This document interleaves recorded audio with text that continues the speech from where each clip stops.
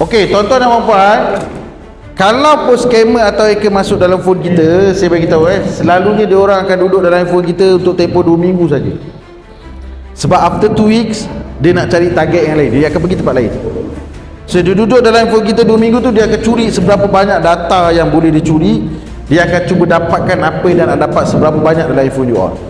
But it's okay, tuan-tuan dan puan-puan, jangan risau. Nanti saya akan ajar tips lain untuk bantu you all, pastikan you all pandai guna phone tu. Syarat nak beli handphone, awak kena pasang, kalau kita beli rumah, kita pasang apa kat pintu rumah? Pagar kan? Pagar grill lah, betul? Pagar grill yang awak pasang belum tentu selamat. Awak kena pasang lagi satu pagar, ekstra pagar.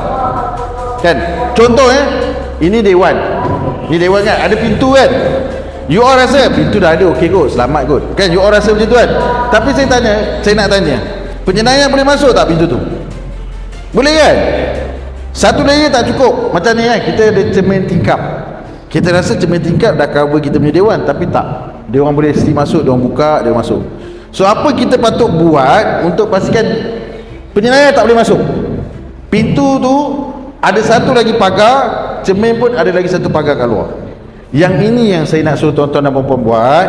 Setiap handphone dia kena ada pagar dia, yang you all kena pasang, wajib pasang. Okey, saya nak tanya, you all ada WhatsApp tak?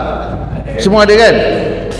Scammer selalu dia boleh masuk handphone kita dia melalui WhatsApp atau Telegram atau media sosial. So sekarang Rahmat nak semua buka WhatsApp. Saya ajar pasang pagar. Wajib, you all wajib buat. You suka tak suka, you kena buat. Sebab banyak kawan-kawan saya, dia punya WhatsApp dia kena curi. Banyak kawan-kawan saya, WhatsApp dia kena ambil alih dengan scammer. Semua sebab ni. Pernah dengar tak kes duit tiba-tiba hilang dalam akaun? Pernah kan? Sebab dia tak pasang pagar. That's why kena pasang pagar ni, wajib. You beli je handphone, you wajib buat benda ni, wajib. Apatah lagi macam Tuan Haji punya handphone yang ada corak-corak, dia punya tu corak cantik Oh, itu. Okay.